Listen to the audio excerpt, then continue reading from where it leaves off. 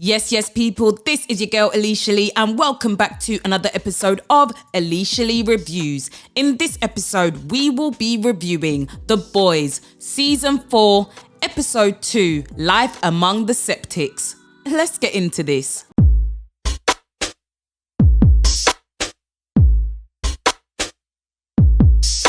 Hit that subscribe button. We kick this episode off with a scene from A-Train's new movie. He is playing a character that has turned to the streets to deal instead of fulfilling his sporting career. And this is where we see that his coach is trying to encourage him to come back to the suburbs. I was like, excuse me, you can even see on A-Train's face, like, this is not for him. The director, he is letting Will Ferrell know that he is smashing it. He's going to get an Oscar nomination for this. Whereas A-Train, he senses that he's not really feeling it, and A-Train lets him know that this film is not giving what it's meant to give. This coach, he's gonna save him from the ghetto, like this typical storyline. And he explains about his brother. His brother was just a normal guy that coached him. I think for A-Train, he wants to do something that is more in tune with what really happened, his real life story, instead of being this kind of stereotypical character being saved when that is not the case. And the director is just there gassing him, but we can see that they are pushing a narrative. A-Train can see it as well, and this is just another thing that he is tired of. We now see Black Noir. He can speak. Well, this is a new Black Noir. He has obviously replaced the original Black Noir, and he is asking A-Train for some direction, and A-Train lets him know, listen, just shut your mouth, be the maniac that Black Noir was, and that's about it. That's your duty. Now we are with Annie. She is at the hospital after the events that happened in the last episode. One of her employees was severely injured, so she's there to visit her and make sure she's okay. And that is where we see on the news that 2 men have been accused of the murders of Homelander's supporters. We know that these people are innocent. They are being accused of something that Homelander, Sage, and the rest of the squad did. Now we are at the hospital with Huey, his mum, and his dad, who is still not in a good way. This is where Huey and his mum, they get into it because Huey doesn't understand why his mum is there. Huey also learns that his mum actually works for Vault, and he explains to her that he's been trying to fight them. Huey questions his mum. He hasn't seen her since he was a child, and she has to explain that she is actually the power of attorney for his dad. He says, yeah, well, he's not updated his records, and she lets him know that he has. His dad made a decision that his mum would be in charge of that, and this is obviously a shock to Huey. Now we see Frenchie and Colin. Frenchie is trying to leave without waking Colin, but Colin is clearly awake.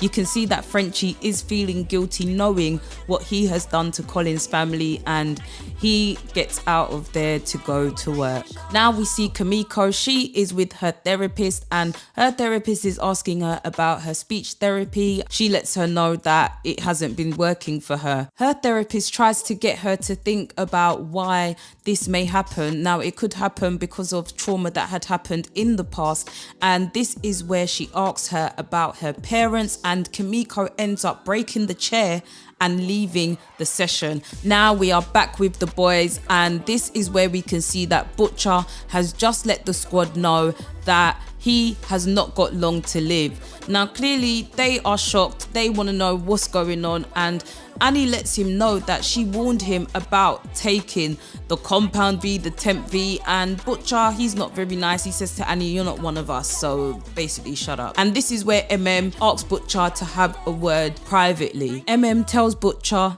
to leave. Butcher is in shock. He's like, listen, I've just spilled my heart out to you guys, and this is how you're gonna repay me. What is this? MM lets him know that Butcher, he's been lying to them for months, and they're not gonna have it anymore. He wants him to get his things and leave.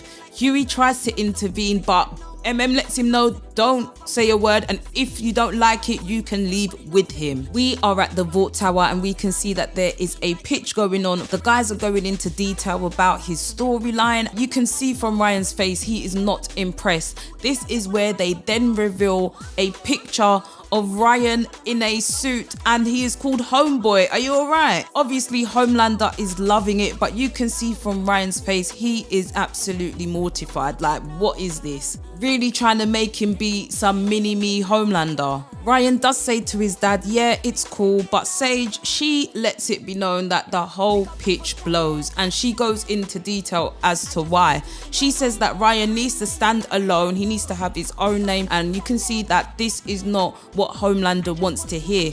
But Sage reminds him why he brought her in here, and if he wants a kingdom for his son, then he's gonna have to listen to her. You can see on Homelander's face, he is not really pleased, but he's gonna let it slide. Throughout, you can just see Ashley's face. She is not feeling it, because she would never dare to speak to Homelander the way Sage just done. We then see Ashley stop the lift so she can get in and have a word with Sage, and this is where she says to her, yeah, I know that you're the smartest woman in the world, and Sage corrects her, smartest person.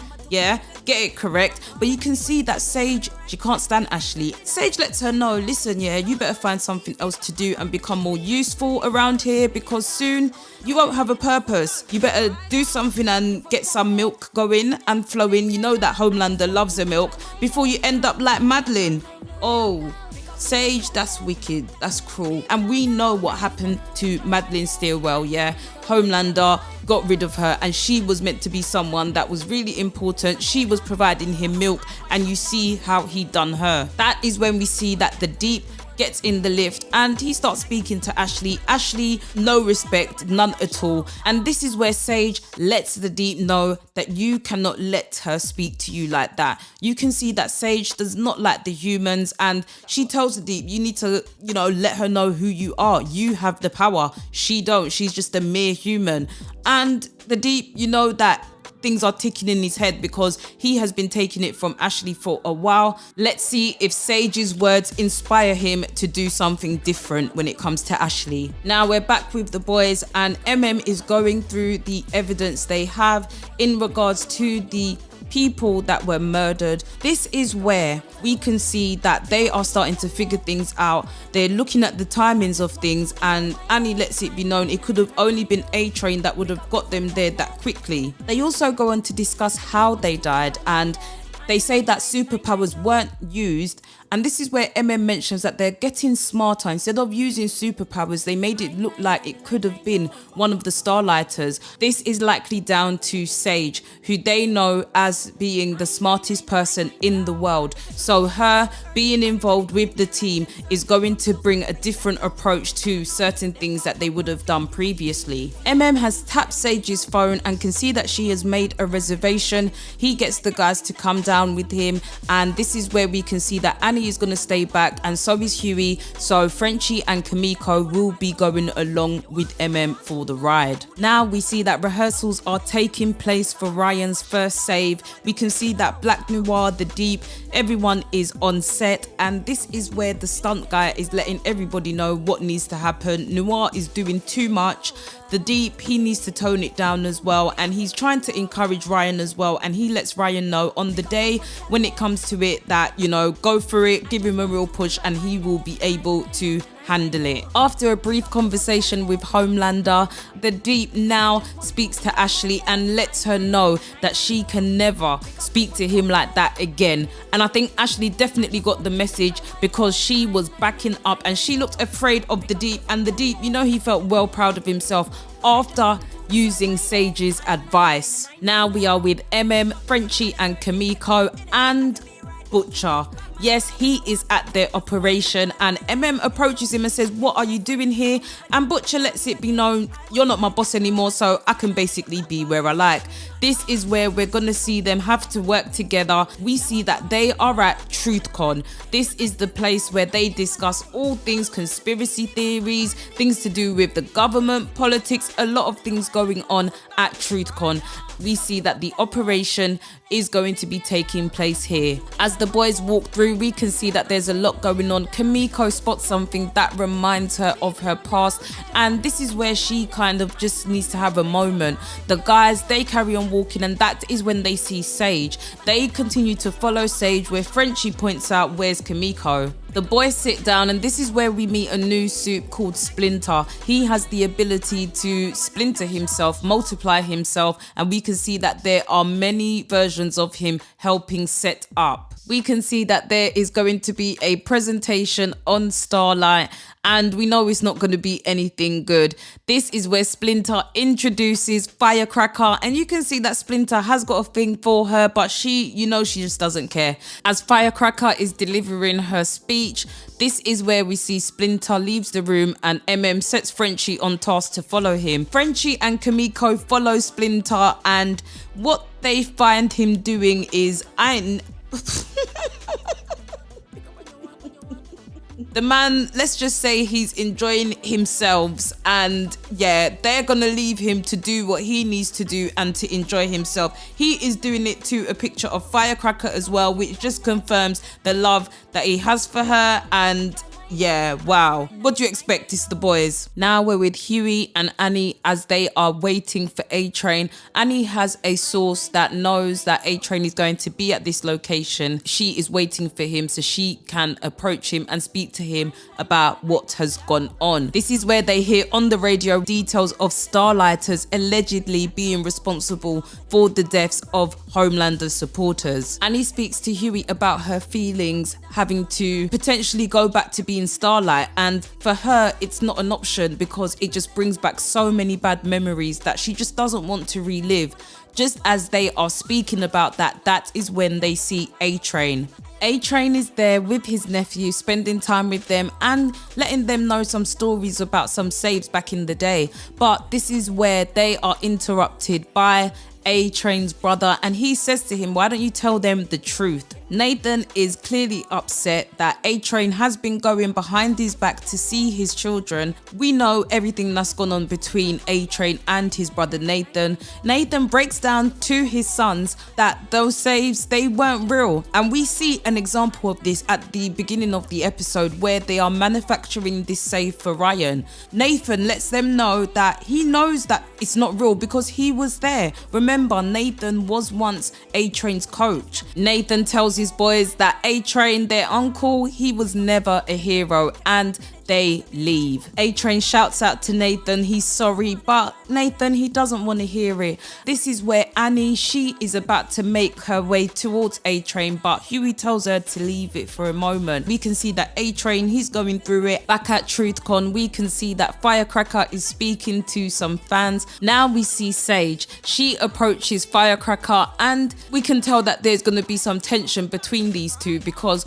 Sage clocks the undertone of racism Firecracker is trying to throw at her, and that's when she lets her know that she knows Homelander. Firecracker, she doesn't believe it until Sage shows her a selfie with herself and Homelander, and that is where Firecracker wants to hear more. Sage lets Firecracker know that Homelander would not be caught with these types of people, but there is a chance that she could meet him. Sage wants to know what power Firecracker has, and this is where she shows off her powers. Sage is not impressed. I don't know what that power was, just some click and a poof of smoke. Sage, she needs to get a bit more from Firecracker. Like, what more can you do? And she lets Sage know that she has influence. She has power over people. She can speak into people that are not doing so well, and she can encourage them to do whatever agenda she sets. We can see that Butcher and they are listening in to Sage and Firecracker's conversation. Sage invites Firecracker to a meeting, and this is where we see that tension starts to brew between Butcher and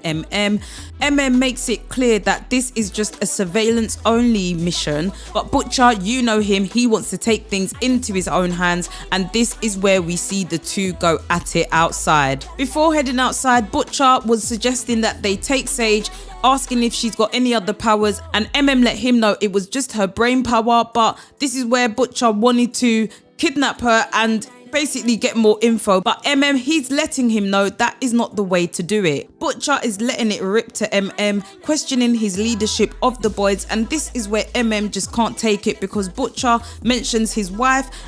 Gave him some blows. Butcher was on the floor. He explains to Butcher that he's always having to clean up his mess. Back inside, we can see that Kimiko is still drinking, and that is where she sees the poster yet again. She decides to write on it. This is where she gets into it with one of the guys standing there and ends up pushing them, saying that if they really cared about trafficking, they would stop. They would do something more about it. Frenchie, he manages to stop Kimiko and calm her down. Back at the office, we see Huey and Annie arrive, and that is where they are greeted by A-Train.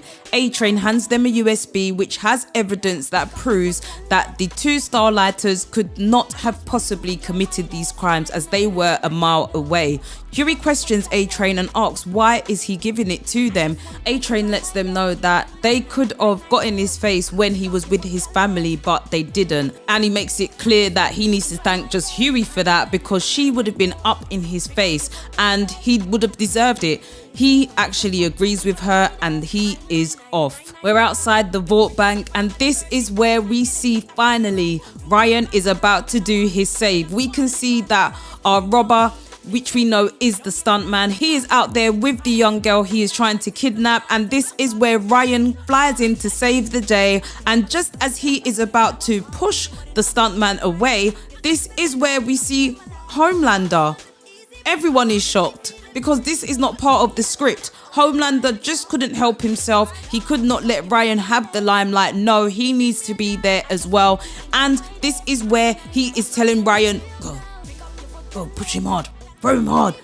Ryan ends up killing the stuntman, and you can see that Ryan is absolutely devastated. This was not a part of the script. People are filming this live and they can see everything that has just occurred. Back at TruthCon, Kimiko and Frenchie are going to a room next to the room that Sage gave Firecracker, and they are going to set up their surveillance, which is where they are caught by surprise because Sage has set this whole thing up. Come on, she is the smartest person in the world. And this is where we see Splinter and his Splinteries, Firecracker and Sage enter. Sage lets know that she's not impressed with him, and did you really think that she wouldn't know that he was tailing her? This is where we see that Sage, she lets Firecracker know that this is her audition, and Firecracker asks her, audition for what? Sage lets her know she'll find out, and all she has to do is get rid of the boys.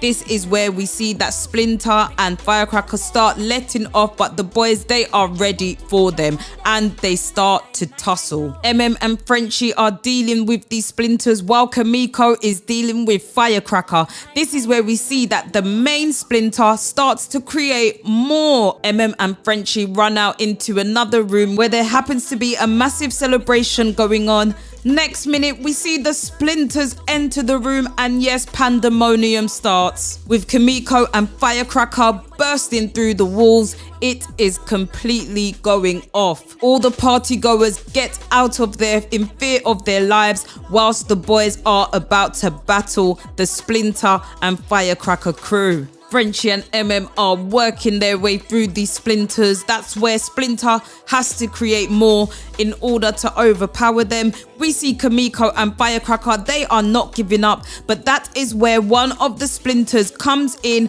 and shoots Kimiko. Firecracker decides to go on live saying that they are currently being attacked. As Firecracker is chatting away, next minute all we hear is Budup. Firecracker is on the floor. Yes, it is Butcher here for the boys. This is where we see that he just starts going mad on these Splinters. The main Splinter, you can see that he cannot take it. This is where we see more Splinters just get on top of Butcher, and Butcher screams out to to get the boys out of there, but no, they are not going to leave Butcher, and that is where everyone gets to work. Kimiko is back on her feet and they are working through these Splinters. They work through each and every one of these Splinters until they get to the main one. This is where one of the Splinters shouts out, no, not Prime, meaning that if the Prime Splinter is killed, they're all out. And just before they do drop out, they manage to get a message to Firecracker. That is where we see that the boys triumphant from that fight look at Firecracker, and Firecracker, she's not ready for this smoke, so she is out of there. Back at the vault tower, we can see that Homelander, he's bought some milkshakes for him and Ryan he is really upset after what has happened. Now Homelander thinks that Ryan is upset because Homelander was there, But no, that is not the case. Homelander is so delulu that he really thought Ryan is upset because he didn't get to have a solo save. And he's even trying to console him. Oh, you'll have many solo saves. Don't worry about it. But I think me being there, it really helped. He's going to get your numbers up. And Ryan's like, are you all right? That's not why I'm upset. He's upset because he killed Koi. Homelander, he's in disbelief. He's like, is that what you're upset about? Homelander ends up getting a bit upset with Ryan because he can't believe that he's upset about this, especially as he's already told Ryan that humans are just toys. Now we can see that the accused Starlighters have now been released thanks to that evidence from A-Train, who gave it to Annie and Huey. Now, Annie says to Huey that she is going to step up now and she can't let someone like A-Train step up, and she doesn't. I think now she's coming to the realization that she does have to embrace Starlight, and this is where her Starlight supporters roar. We're with Frenchie and he is in a bad way. That's when he gets a call from Colin, but he decides to ignore it.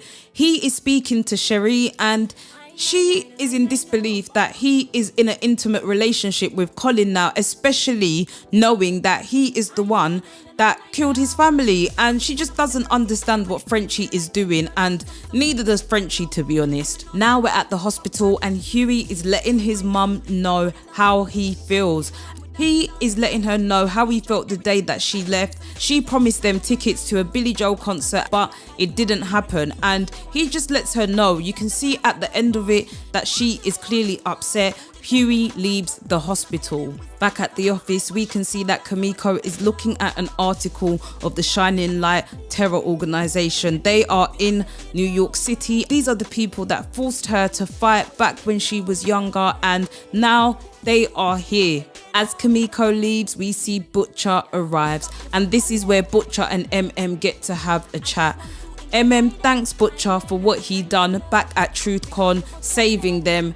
Butcher, he asks MM for his help to save Ryan, but MM lets Butcher know that it is too little, too late. And that is where the episode ends. Wow, what an episode. This was a very interesting one because it's really setting things up for what we're going to see in the following episodes. Now, Firecracker being recruited, Splinter, we got to meet him and we got to see him go. I mean, what a character. He really loved Firecracker to the extent that he sacrificed his life for her. Poor Ryan now having to deal with the death of Koi on his conscience. How is he going to deal with that going forward? And the way that his dad is just not really accepting his feelings about it, how is that going to affect Ryan? Kimiko and Frenchie are dealing with a lot at the moment, and this tension between MM and Butcher. Right now, the boys, it's all a mess. Huey and Annie, they've got things going on. Huey with his dad, and Starlight having to figure out if she's trying to progress as Annie or if she's going to be Starlight. There is just a lot going on with the boys right now. I am going to give this episode 7 boys out of 10. I thought this was a good episode, and now we're seeing Sage, how she really works, how smart she really is. I've had a feeling from the get-go that it was all a setup anyway for the boys, because it was just too clear and clean the way that everything just happened. But yes, people, that was episode 2 of The Boys. Let me know what you thought of this episode. Leave your comments down below and let me know how many boys out of 10 you would give this episode. Make sure you hit that like button, hit the subscribe button, hit the notification bell so you are notified when the next review is up. I will catch you in the next The Boys review. Done now. Boy.